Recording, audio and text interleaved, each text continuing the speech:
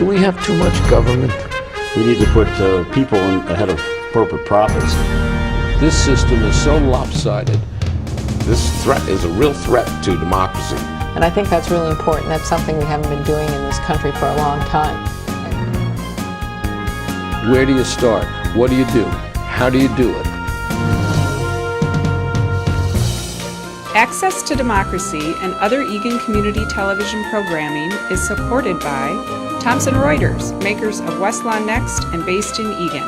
Through Westlaw Next and other innovative online services, Thomson Reuters is the world's leading source of intelligent information for businesses and professionals. Online at thomsonreuters.com. And by U.S. Federal Credit Union, the member-owned financial institution offering service, value, and experience you can trust to the greater Twin Cities community.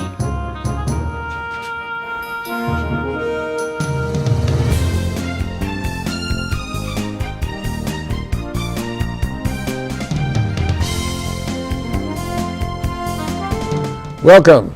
Access to Democracy returns, and we have a return guest. And what can you say about Doron Jensen? We've been going to Jensen's restaurant since we moved to Eagan almost 18 years ago, and I've never had a meal that wasn't a great meal. Never had a meal that we had to complain about. Consistency. But your restaurant career goes way back, goes back to Fremont, Nebraska. Jensen's Cafe, 35 years. 40 years this summer. 40 years this summer. Summer of 75. And of course, your father got you into the restaurant business, and unfortunately, he just passed a month ago. So I guess that certainly is a wake-up call to all of us, that our time is limited. Yeah, but, for sure. Yeah, you think about it. You take stock. Certainly, I mean, he was 80. He lived a good life. But take a lot of time for reflection. It's been the last month, and I don't know. I know he was very much a part of your life, also. Mm-hmm. So that's yeah. He got me my first job because of his father. Sent me off to Fremont. We lived in Dubuque, Iowa, and so I worked there that summer. When I got back and we started school, he had gone into a sirloin stockade in Dubuque, and an old Dana College, Blair, Nebraska student was a manager there. And he talked about me and that I'd worked in a restaurant. He said, well, send him in. So I got hired as a busboy, again, with a little help from my dad.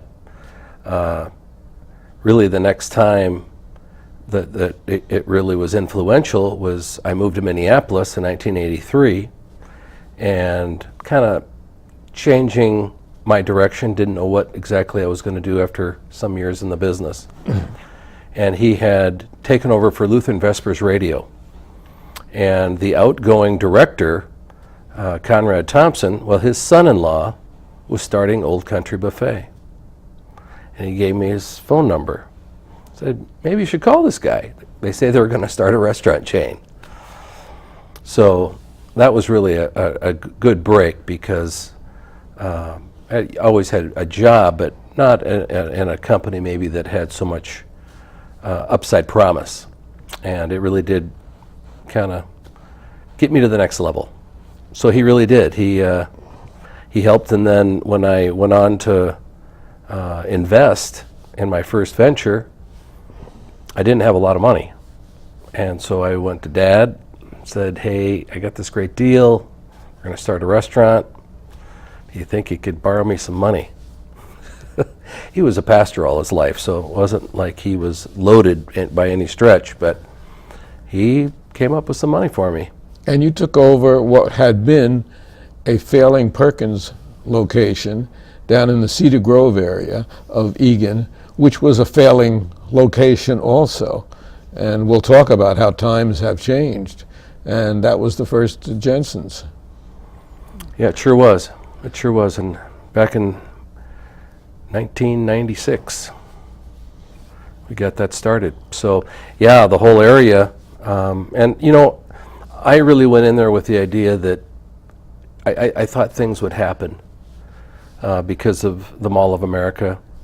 It's close proximity to that area, and after 18 years, it did really turn out pretty well. Yeah, but you really waited out some tough years also. But it was called Jensen's Supper Club, and that's what it was. It was a supper club. Although I think you have now gone back to the traditional menu. There was a time recently where you tried a new menu and people wanted the old menu. Yeah, it was, of course, we added a lunch menu, and we adjusted, we made some kind of conceptual changes to the menu. A lot of it very similar in the sense of steaks and seafood, chicken, but kind of how things were bundled, we changed. And, yes, there was resistance. And, you kind of, sometimes you learn that, your customer base is the best decision maker for you. Especially we've been around a long time. People come to love the way that we did things.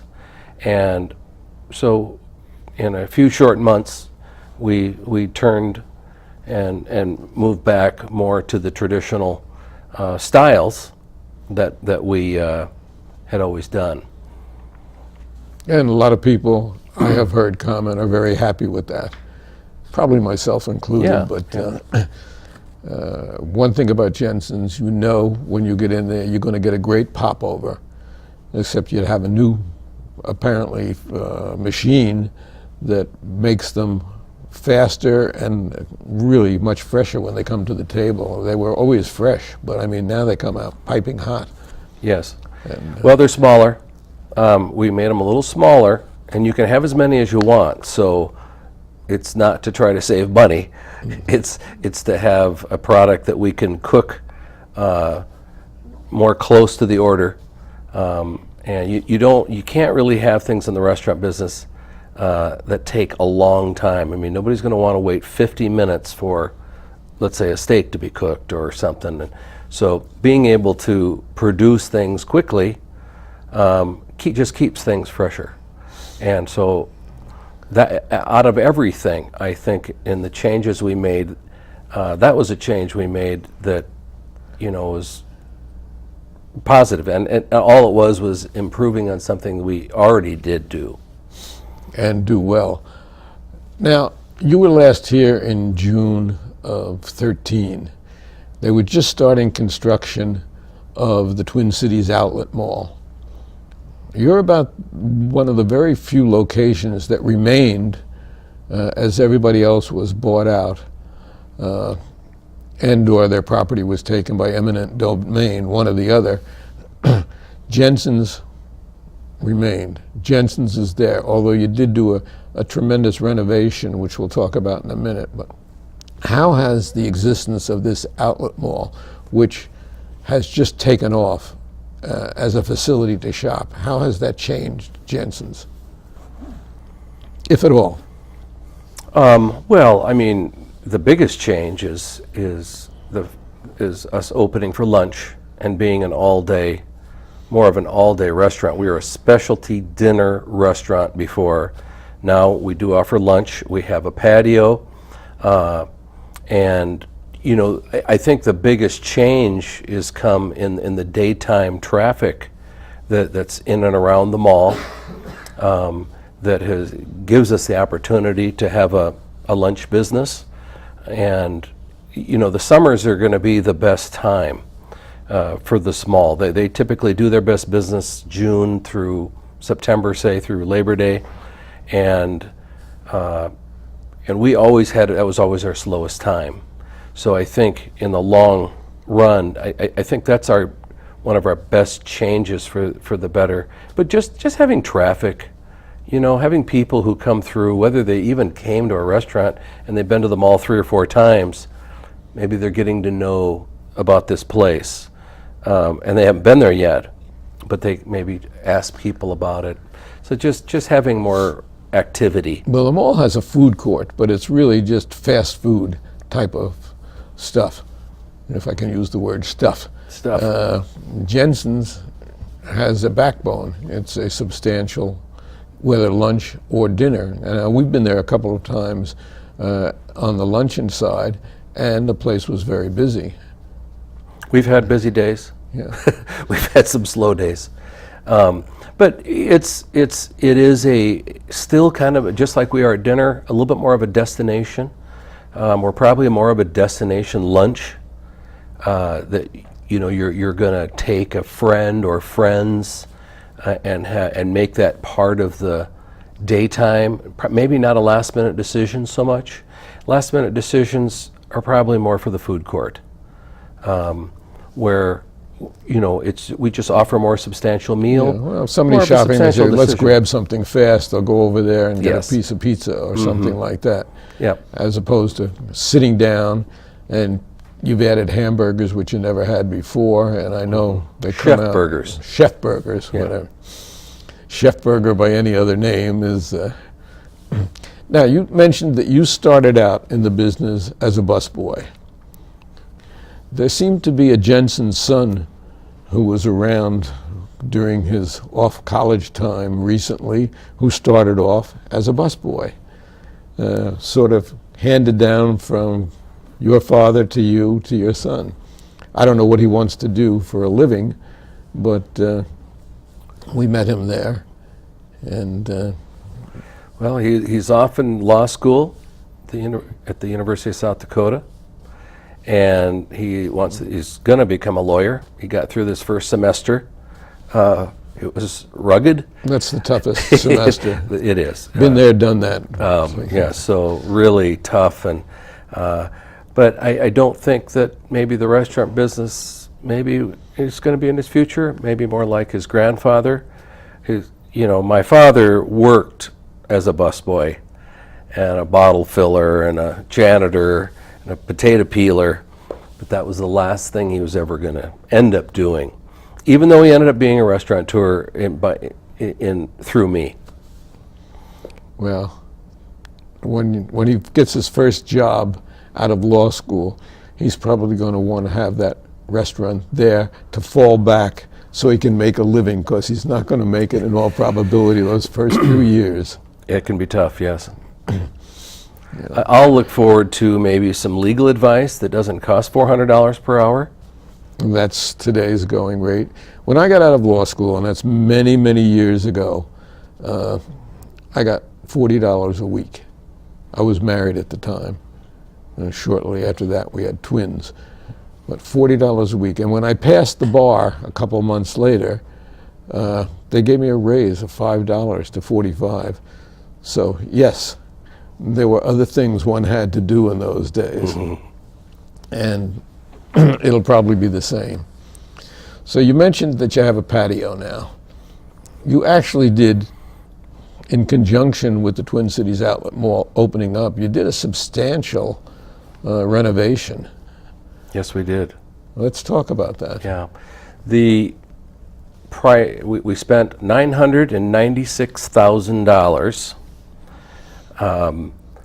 A good portion of that being we bought about 3/4 of an acre where the Minnesota Credit Union used to reside for many years, and we expanded our parking.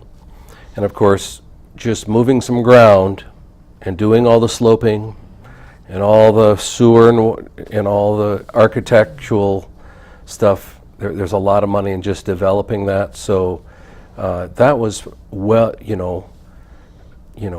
over half the expense was purchasing it, getting it all finished off, graded, all that stuff, and then we did a lot of improvements to the building. We added the patio. We put new sidewalks in. We did all new landscaping. We added irrigation. We did add about 700 square feet to the back of the restaurant to give us more space. Actually, we enclosed our dumpster area, and we added some storage space within the building. And then we did carpet and wallpaper, lighting, music system, a lot of new tables and chairs. As a matter of fact, the night of your opening, I happened to be there at 10 o'clock in the morning that day. They were laying the carpet then for the opening that night. It was really down to the wire. It was down to the wire, as usual. And but good changes. But the food is the same substantial food. And another thing that certainly merits our talking about is the fact that the employees who were with Jensen's 10 years ago are still with Jensen's. You've had really been able to sustain your employees, which is not necessarily, what the restaurant business is known for. So what's your trick? Well, it always helps if at the top that there hasn't been maybe a change of management, maybe an ownership to start with. So that hasn't changed. My management team is in place now for a good, both kitchen and front of house, for well over 10 years. So you start with not a lot of changes in let's say the management, in the bosses. So when you have changes, and that happens in the restaurant business, especially in chains, you have people come in and they want to do their thing, and they have their idea about how things go, and everybody just has to kind of figure out, well, okay, this is what we used to do it this way, now we do it this way. And so that doesn't lend itself to long-term Stability is what we're talking about. Yeah, stability, consistency, and the fact that that keeping the same people and not having turnover is a high priority of ours. And we do that from the start. It's picking people who we believe are going to be here with us in 5 and 10 years, and not just they're here just for the summer. And we've heard so much about minimum wage, et cetera, over the last couple of years, and we can talk about that. But the fact of the matter is that people in Jensen's weren't relegated to minimum wage. They have always done better, which is one of the reasons. And you bend with them during emergencies or childbirth or whatever it happens to be. One of the reasons that they stay. And your average server doesn't make $6 an hour. Your average server gets how much money? Well, $30, $35 an hour on top of the minimum wage. Yeah.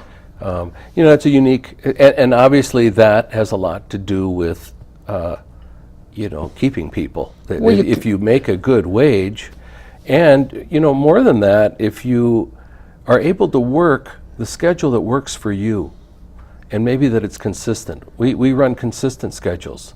You come and you say that, hey, weekends are fine with me, but Mondays and Tuesdays, I'd like to have those 2 days off. And then that works for us. Mondays and Tuesdays you have off, and we're not changing it all the time.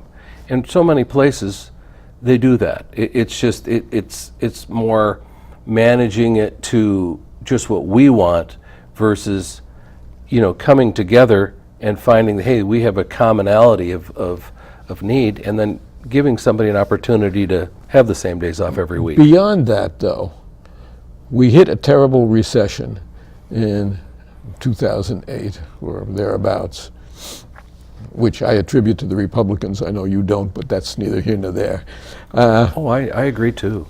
And Jensen's didn't fire its staff.